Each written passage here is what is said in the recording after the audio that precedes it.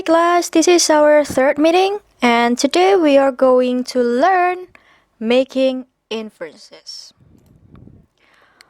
What is making inference? Making inferences means finding small clues that lead you to infer or to understand things that the author doesn't explicitly state or say. So you have to guess, what does the author mean by saying that? Or maybe just try to grasp the meaning of a text, of a word, or maybe of a dialogue to get what is actually wants to be stated by the speaker. I give you an example. Look at this text. Mr. Erickson was a manager at a small insurance company in Minnesota. One cold winter day, April McKenzie, one of his employees, approached him about some time off from work. "This job is very important to me, Mr. Erickson, but I've been called into jury duty. When my government asks for my help, I have to answer the call." Mr. Erickson rubbed his forehead. "We really need you here, April, but the government needs you more. Take the time. We'll be all right." Mr. Erickson had thought that they needed her there at the office, but they managed fine without her. When April returned a week later, Mr. Erickson noticed that most of her skin was bright shade of red except for around her eyes. Pale white circles ran from the top of her eyebrows to the bottom of her cheeks. These pale circles were surrounded by sunburned flesh. That's when Mr. Erickson knew. "April, step into my office. There are some things we need to discuss," Mr. Erickson said ominously. In this text, you have to involve your background knowledge to understand what exactly happened in this situation. Look here. One cold winter day. Most of her skin was bright shade of red except for around her eyes. Pale white circles ran from the top of her eyebrows to the bottom of her cheeks. These clues,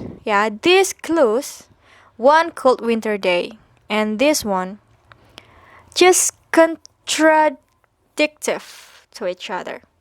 Winter doesn't make sunburn, except you were at the peak of Himalaya or Kilimanjaro. But on that day, one cold winter day, April said she had to go somewhere. But when she returns,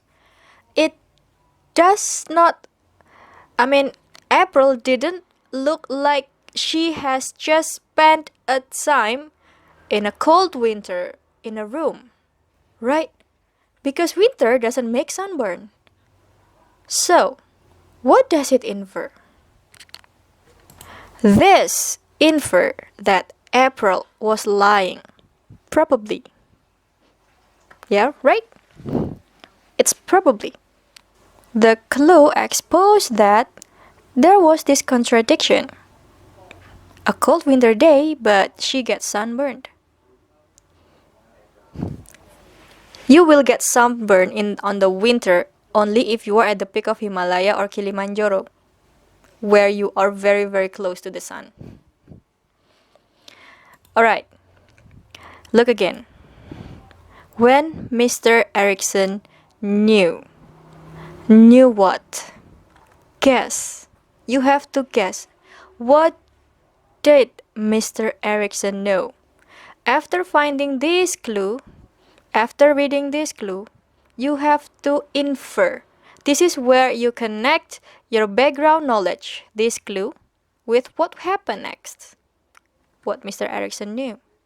You have to connect those with what happened next. That's how you infer something. That's how you make inference. And also this one. Mr. Erickson rubbed his forehead. In general knowledge, when people does this, they are in a difficult position or are about to make difficult decision. Therefore, when Mr. Erickson say this after rubbing his forehead, we know that he was making a very difficult decision. There, we know the situation. Again, April stepped into my office. This kind of word, this kind of sentence, and when it was done by your boss, we know it's because it's kind of general knowledge that the conversation can be unpleasant. This is not a way people say something good, right? This is a gesture of people when they want to say something bad at your face. This is how you infer something. This is how you infer something. This skill is done by the expert readers when they use their background knowledge to fill the ideas and facts that are not stated in the text. These facts, and these facts are not stated in the text, but all of this build the context, build the situation, so that you know what exactly happened in this story. Only expert readers can activate this skill. And you have to learn it. You have to apply it throughout the reading process. Okay, now we have inferences versus facts. Inference might sound true because it is based on facts, right? You make inference because you know the facts as the background. You know the background data, you know the background knowledge, so that you can make the facts. For example, when you ask someone, "Hi, can you help me with this?" and that someone say, "I'm sorry, I have another thing to do." That person didn't say, "No, I can't," but you know that that person cannot help you. By what? By inferring. By inferring on the facts. What facts? The facts that when people say so, "I'm sorry, I have another thing to do," it means that it's a fact that when people say that, they don't want to help. They don't want to do anything for you at that moment.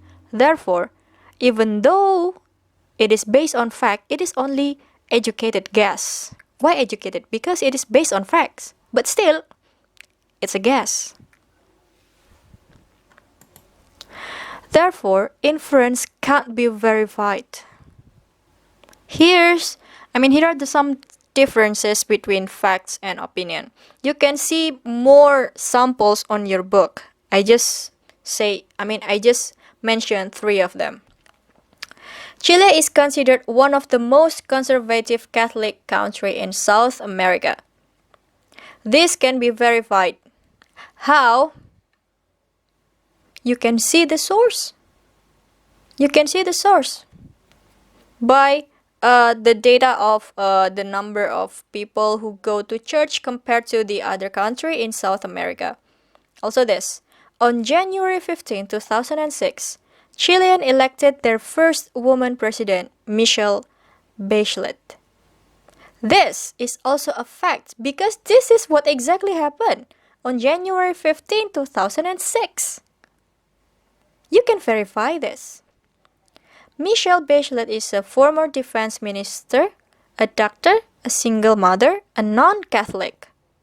You can also verify this because it's a fact. It happened. It happened. But look at this. People in Chile are not as conservative as they generally thought. You see, Chile is considered one of the most conservative Catholic countries in South America, but another fact said that the president is a non-Catholic. Therefore, we can infer we can make assumption that people in Chile are not as conservative as they generally thought. People think that it is the most conservative Catholic country, but the president is a non-Catholic. Therefore, we can assume that the people in Chile are not as conservative as they generally thought. People in Chile want changes in their economy and society. How do we know that? Because they elected their first woman president, Michelle Bachelet. This assumption is based on this. They did something different. That is why we can assume this. We infer that the Chilean want some changes by doing something different, electing woman president. And this one, the fact that she serves as a defense minister may have reassured conservatives afraid of radical change. This also another guess, another inference. This cannot be verified. Is it so? Is it really happening? We don't know.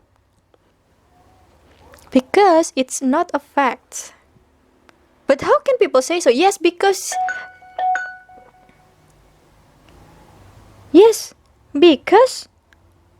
people know this.